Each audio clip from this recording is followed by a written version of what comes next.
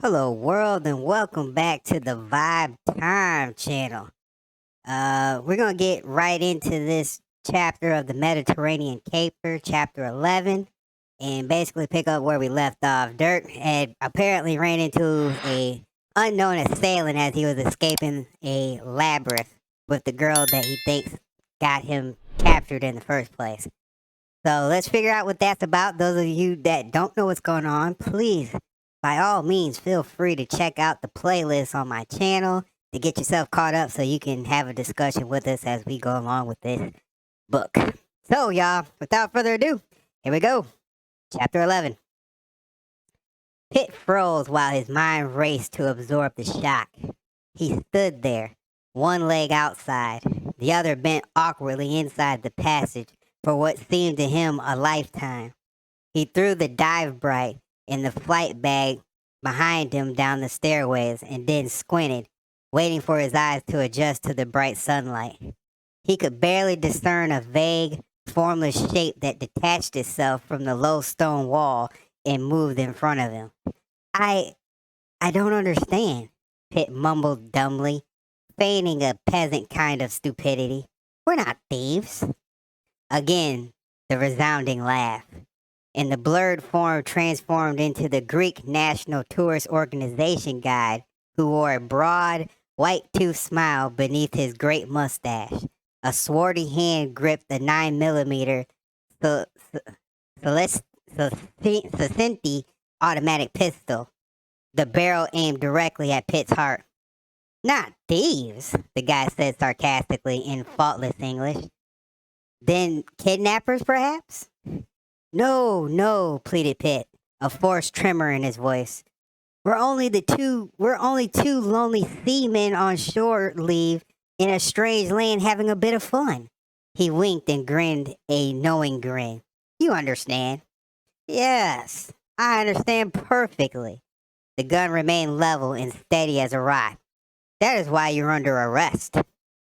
Pitt could feel a knot deep down under in his stomach, the dry, sandy taste of defeat in his mouth. God, this was a worse setback than he had feared. It could be the end of everything. A trial and then expulsion from the country. He kept the stupid, insipid expression on his face. Then he stepped forward from the gate, making an imploring gesture with his hands. You must believe me. We haven't kidnapped anybody. Look, he said, pointing to Teri's upended and naked bottom. This woman is nothing but a village whore we found wallowing in a pigsty of a taverna. She told us she'd take us to the tour of the ruins, promising to meet us at the amphitheater. The guide looked amused. He reached out his free hand and fingered the material of Teri's negligee, then ran his fingertips lightly over her smooth, rounded mound, triggering a spasm of thrashing legs and feet. Tell me, he said slowly, how much did she charge? At first she asked for 2 drachmas, said Pitt sullenly. But after the fun and games, she tried to hold us up for 20 drachmas. We, of course, refused to pay. Of course, the guy replied dully. He speaks the truth, burst Giordino. The words rushed as if he couldn't get them out fast enough. This dirty tramp is a thief, not us. A masterfully performance, said the guide. A pity it is wasted on such a small audience. We Greeks may lead simple, mundane lives compared to you of more sophisticated countries, but we do not possess simple minds. He gestured the gun towards Teri. This girl's no cheap prostitute. Expensive, maybe, but not cheap. Her skin also makes you out a liar. It's far too white. Our island girls are famous for their rich, dark texture and full hips. Hers are much too narrow. Pitt said nothing. He watched the guide carefully, waiting for an opening. Any moment on his part, he knew, would trigger Giordino into instantaneous action. The Greek looked a dangerous man, cunning and alert, but there was no hint of sadistic antagonism that Pitt could see in the dark, sun-wrinkled features. The guide beckoned to Giordino. Release the girl. Let us have a look at her other end. Giordino, without taking his eyes off Pitt, slowly dropped Teri, letting her slide down his shoulder to the ground. She stood drunkenly for a moment, unsure of her balance, arms upraised in their trapped position and swaying like a giant tulip in the wind until Geraldine untied the knotted negligee above her head. As soon as she was free, Teri tore the gag from her mouth and stared at Geraldine with white-hot hatred in her eyes. "You bloody, rotten bastard!" she screamed. "What's the meaning of this?" "It wasn't my idea, sweetheart," said Giordino, his eyebrows arching slyly. "Talk to your friend over there." He jerked his thumb towards Pitt. Her head spun in Pitt's direction, and she opened her mouth to say something, but choked off the words with a gasp. The big hazel eyes reflected astonishment for an instant. Then they changed with blinking speed to icy coldness, then to a glowing twinkle of warmth. She threw her arms about Pitt and kissed him fervently. Too fervently, he thought, under the circumstances. "Dirk, it really is you," she sobbed. "Back there in the darkness, your voice. I couldn't be sure. I thought I'd never see you again." "It seems," he said, grinning, "our meetings are a never-ending, constant source of surprise. Uncle Bruno said you wouldn't call me ever. Don't believe all you hear from an uncle." Teri discovered the bandage on his nose and gently touched it. "You've been hurt." Her voice held a blend of concern and distress. "Did Uncle Bruno do that? Did he threaten you?" "No, I was climbing some stairs and tripped and fell," he said, slightly distorting the truth. "That's all there was to it." "What is all this about?" the guide asked in exasperation. His gun hand was beginning to droop. "Will the young lady please be so kind as to tell me her name?" "I am the niece of Bruno Von Till," she said testily, "and I don't see how that concerns you." There was a sharp exclamation from the Greek, and he took a couple of steps forward, studying Teri's face closely. For almost half a minute he stared at her. Then slowly, with deliberate ease, raised the gun level again, still pointing at Pitt. Once, twice he tugged at his mustache, nodding in thoughtful perplexity. "You may speak the truth," he said quietly. "Then again, you may be lying to protect these two unpleasant-looking scum. Your ridiculous insinuations are of no importance to me." Teri thrust out her chin, matching its protruding uplift with her breast. "I demand you put down your hideous gun and leave us alone.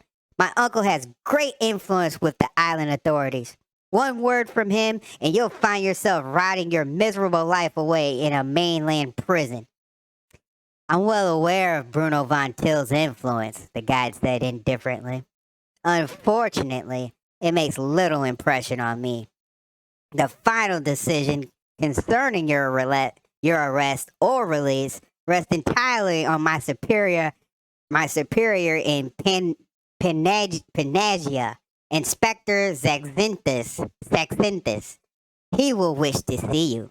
Any lies to him, and your immediate future shall be very lamentable indeed.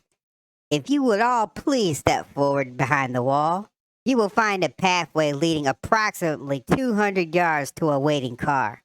He swung the gun from Pitt to Teri. "A warning, gentlemen. Do not entertain any thoughts of a foolish move.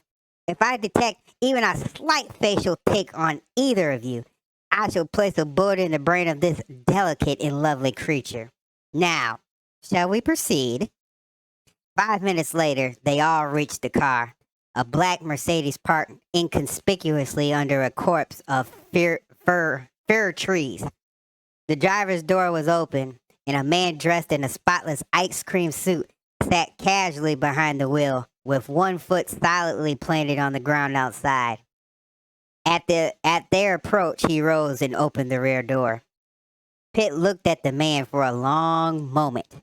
The contrast between the neatly dressed white suit and the dark, ugly face presented an impressive picture. About 2 inches above Pitt's own height, the man looked like a chiseled stone colossus, and just as solid. He had the largest set of shoulders Pitt had ever seen, and must have weighed at least 260 pounds. The face was misproportioned and strikingly repulsive, and yet there was a strange sort of beauty about it, the kind that artists thought to capture on canvas. Pitt wasn't fooled. He could read a man who had an indifferent attitude toward killing. His paths had crossed many times with lovable-looking brutes who murdered as if it was a run-of-the-mill everyday routine. The guide stepped back and walked around to the front of the car. He nodded at the other man. "We have guests, Darius. 3 little goats who have lost their way. We will take them to Inspector Zacynthus. They can stage their little act for him." He turned to Pitt. "You enjoy the inspector's company. He is an excellent listener." Darius soberly gestured at the back seat. "You two in here. The girl rides in front." His voice was what one would have expected, deep and rasping. Pitt relaxed against the seat and ran through a dozen different plans for escape, each with less chance of success than the previous one. The guide had them by the testicles as long as Teri was present. Without her, he thought, he and Giordino stood toss-up odds of overpowering the guide and grabbing the gun. There was also the possibility that if they had made an attempt, the guide wouldn't have the courage to shoot a woman, but Pitt wasn't about to risk Teri's life to find out. The guide bowed with obvious forced courtesy. "Be a gentleman, Darius, and offer the lovely young lady your coat. Her, prominent attractions might prove embarrassing and somewhat distracting as we drive." "Don't bother," Teri said contemptuously. "I'll not wear that bloody ape's coat. I have nothing I want to hide. Besides, it'll give me a great pleasure to see a greasy worm like you squirm." The guide's eyes grew cold. Then he smiled thinly and shrugged. "As you wish." Teri lifted her negligee tightly around her thighs and climbed into the car. The guide followed, sandwiching her between him and the hulking Darius, who hunched over the steering wheel. Then the Mercedes diesel engine knocked into life, and the car started rolling over the narrow, twisting road. On many stretches edged by deep and march-covered ditches. The guide's flickering eyes bounced from Pitt to Giordino and back again, never once twitching the automatic glued to Teri's right ear. His determined vigilance and unflagging concentration was, it seemed to Pitt, unduly fanatical. Pitt warily watched for any negative sign from the guide, very slowly extracted a cigarette from his breast pocket and just as slowly lit it. "Tell me, whatever your name is." "Policius Alexander Zeno," the guide offered. "At your service." "Tell me," Pitt repeated without an attempt at pronouncing Zeno's full name, "right? How did you happen to be coiled back there at the passage when we came out?" "I have an inquisitive nature," Zeno said through a twisted smile. "When I perceived that you and your friend had mysteriously disappeared from my tour, I asked myself, what would those 2 surly-looking creatures find in the ruins that would interest them? The answer eluded my humble mind, so I turned my gawking entourage over to a fellow guide and returned to the amphitheater. You were nowhere to be found. Then I spied the broken bar and the gate. No great feat, I assure you. I know every stone and crack on the site. Certain you would reappear, I sat and waited. You'd have felt like an idiot if you hadn't. It was only a question of time. There is no other way out of the pit of Hades." "The pit of Hades?" Pitt curiously was aroused. "Why do you call it that?" "I find your sudden interest in archaeology quite unexpected. However, since you asked, There was a puzzlement in Zeno's eyes, yet a mixture of attention and amusement. During the golden age of Greece, our ancestors held their criminal trials in the amphitheater. This location was chosen because their juries consisted of 100 elected townspeople. It was their contention, and a very wise one, that the more people who rendered the judgment, the more just the verdict. In a matter of circumstantial evidence, the defendant, if decided guilty, was given a choice of instant death or the pit of Hades. What was so bad about the pit? Giordino asked, his eyes trained on the reflection of Darius's face in the rearview mirror, sizing him up.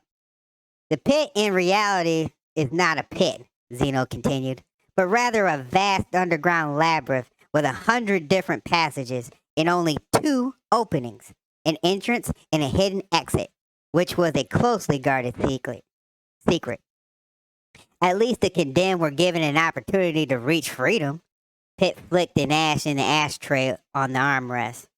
The choice was not as opportune as it might appear.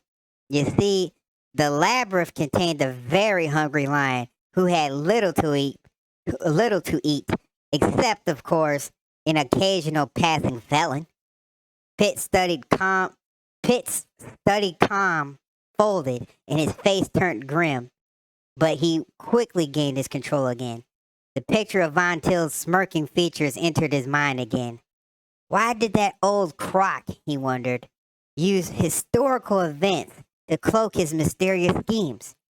Perhaps this obsession for dramatics might prove to be the chink in Von Till's armor. Pitt sat back and drew deeply on his cigarette. A fascinating myth. I assure you, it's no myth, Zeno said seriously. The number of condemned Greeks who died in the pit of Hades, their screams echoing through the dark tunnels, is endless. Even in recent years, before the entrance was barred, several people wandered into the pit and vanished, swallowed up by the unknown. There is no record of a successful escape. Pitt flipped the cigarette through an open window into the passing countryside. He looked at Giordino, then more slowly at Zeno. A smug grin spread across his face and widened into a broad smile. Zeno stared at Pitt Zeno stared at Pitt speculatively. Then he gave an uncomprehending shrug and motioned to Darius. Darius nodded, and a few seconds later, the Mercedes turned onto the main road. The wheels spread over the worn two-lane pavement. The trees, lining the shoulders like forgotten sentinels, flashed past in a blur of dust and green leaves. The air was cooler now, and twisting around in the seat, Pitt could see the setting sun rays strike the bald, tree-bare peak of Hesperion, the highest point on the island.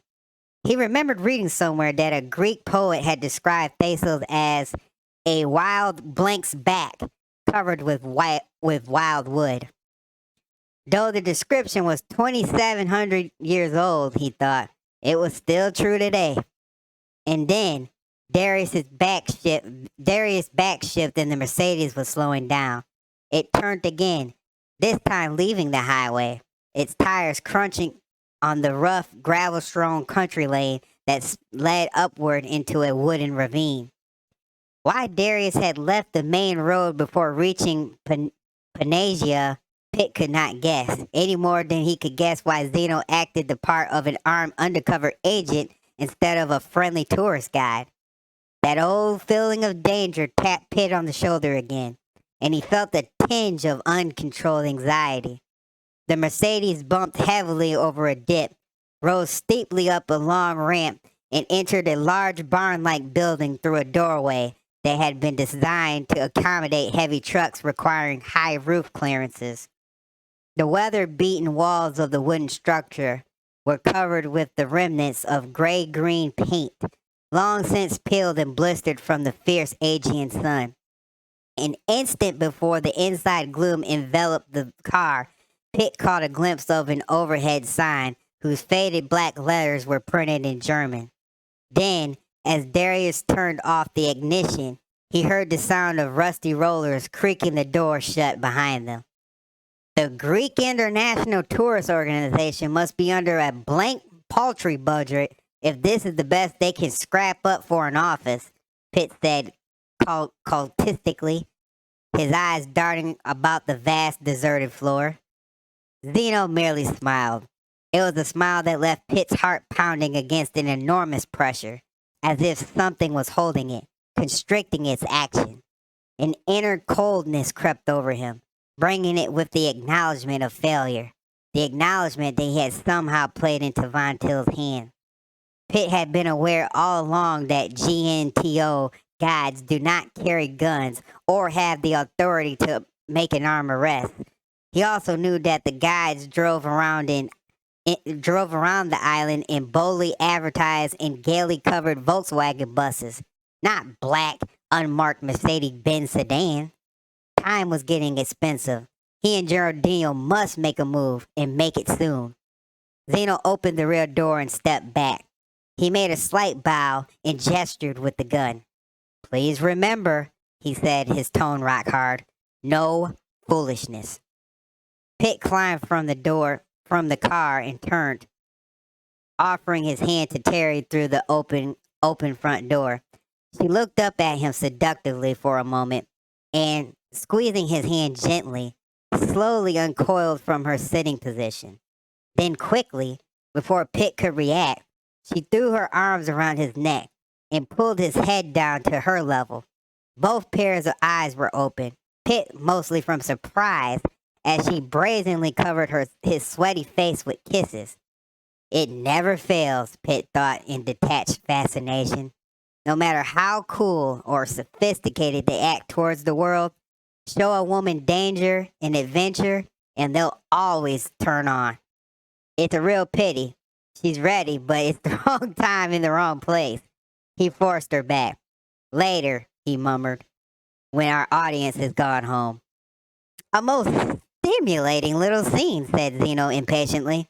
"Come along." Inspector Zacynthus rapidly loses all compassion when he is kept waiting. Zeno dropped about 5 paces behind the group, holding the automatic at hip level.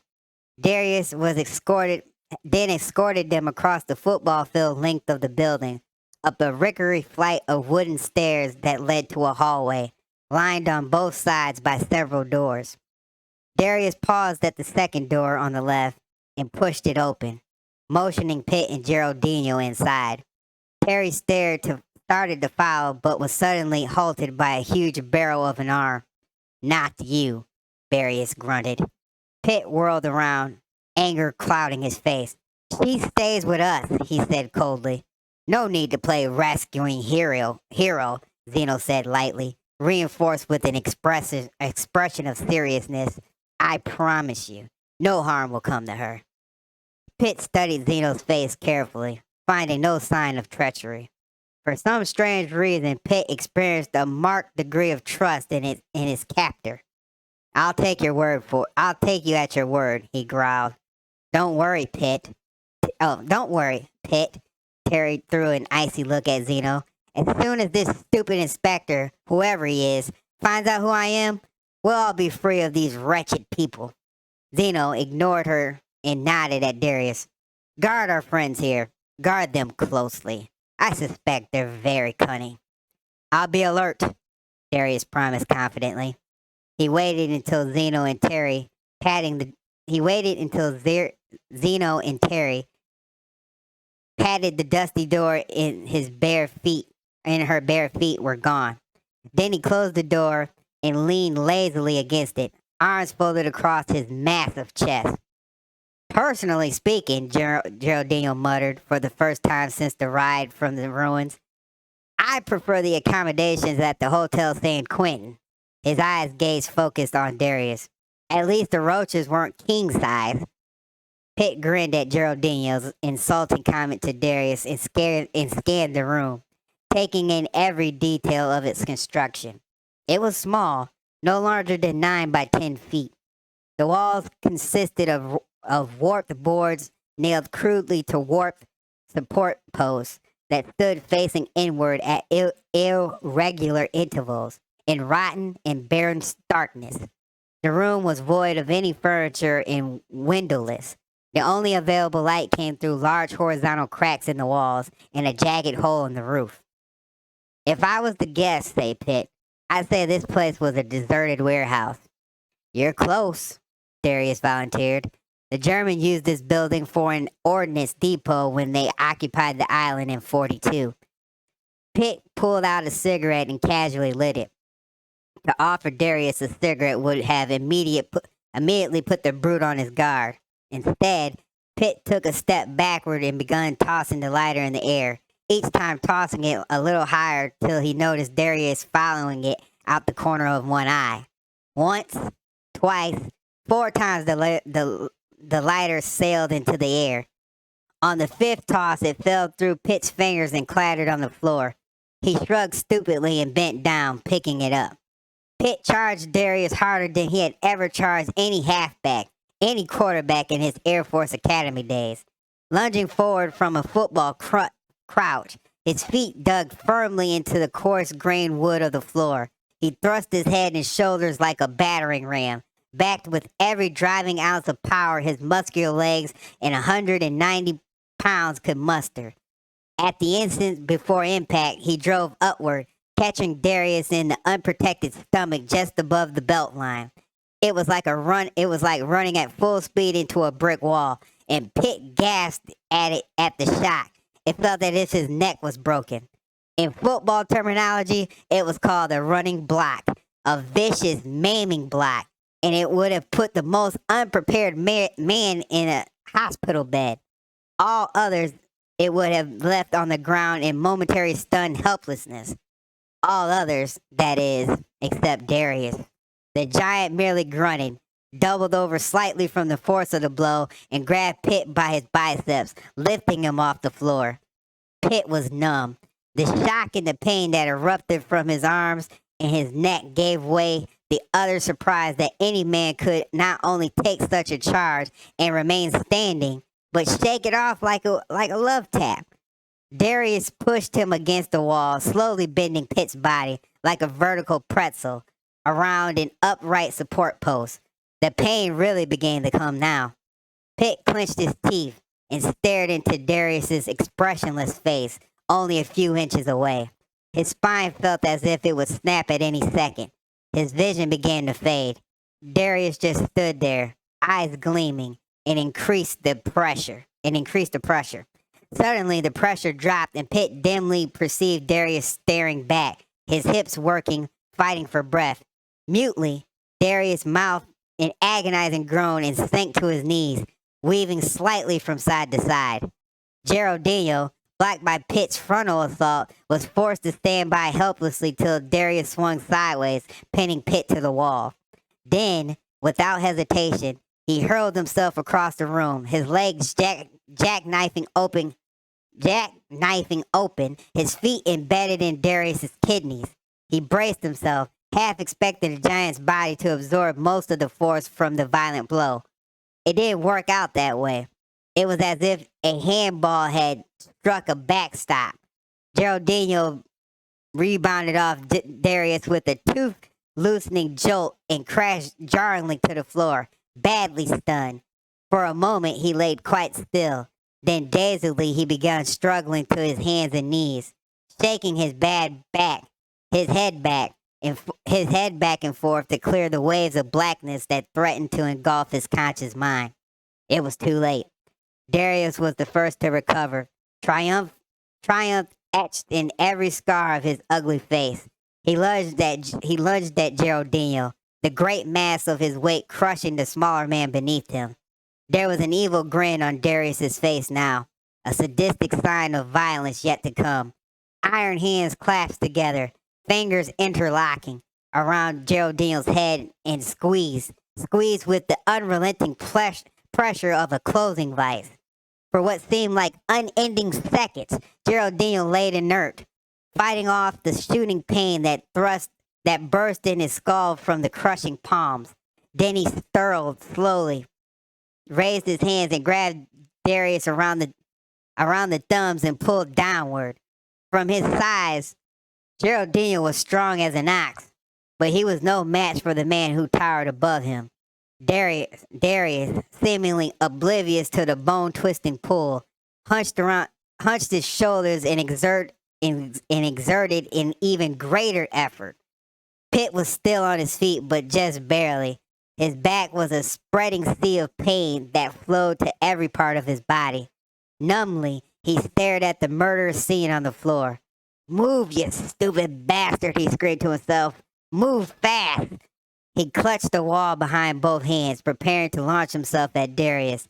Something gave behind him, and he swung around, new hope ablaze in his eyes. A wall plank that had torn loose from the support post and was dangling at a crazy angle, one end still held by rusty nails. Frantically, he jerked at it. First one way, then the other, until metal fatigue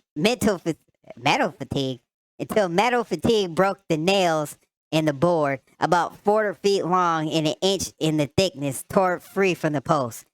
God, if only it wasn't too late.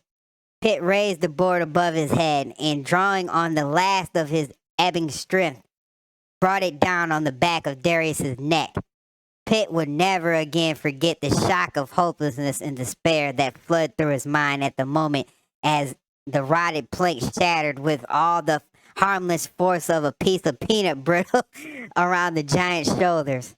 Without turning, Darius let loose of Giordino's temples, giving his victim a brief respite, and struck Pitt with a sweeping backhand blow that caught him in the stomach and sent him reeling across the room to fall limply across the doorway and melt slowly down to the floor. Somehow, clutching the doorknob, Pitt pulled himself to his feet and stood there swaying drunkenly, conscious of nothing, not even the pain, the blood that began to seep through the bandages onto his shirt, and Giordino's face, now turning blue under the tremendous hands. One more try, he told himself, knowing it would be his last. Pitt's mind slowed down. The forgotten words of a Marine drill sergeant he once met at Honolulu Bar returned and pounded into his brain.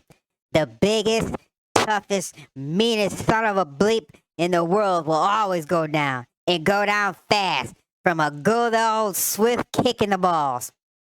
Weakly, he staggered behind the crouching Darius, who was too intent on killing Giordino to notice him. Pitt aimed and kicked Darius between the legs. His toe coiled with bone in something that was rubbery. I'm sorry, y'all.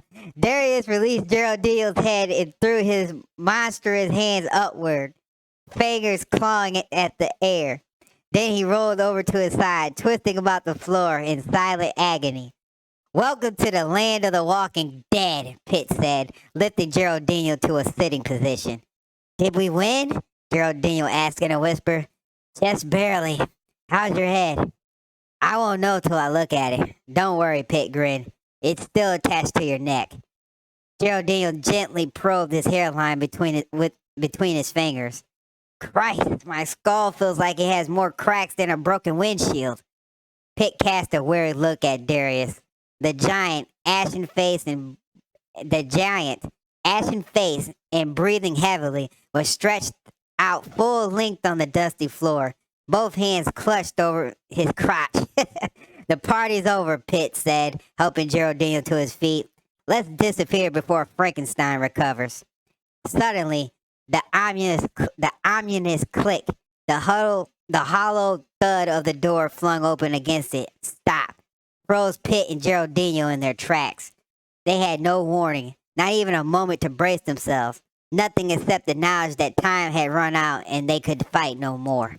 Then a tall, thin man with large and sad eyes sauntered easily into the room, one hand shoved casually into the pants pocket of an expensive Ivy League suit. He stared at Pitt pensively for a long moment over the bowl of a long-stemmed pipe, gripped tenaciously between uncommonly even teeth, like an account executive who just stepped out of an advertising agency He looked suave, neat, and certified. Or certified? His hands, his free hand, in a practical gesture, reached up and removed the pipe. Sorry to invade your privacy, gentlemen. I'm Inspector Zacynthus, Chapter 12. And that is it, y'all. That was a lot of action and a whole lot going on. So we're going to catch up with it some more in a couple days. I need to give my vocal cords a break. But as always, I would appreciate it if you liked and subscribe and comment and share so that we can keep this channel alive and popping, man, because this is a really good book, and I'm going to do other books after we finish this one of various authors and go from there. But anyway, I hope you have a good rest of your day. And as always, stay safe, stay out of trouble, and I'll see you on the other side. I'm out, y'all. Peace.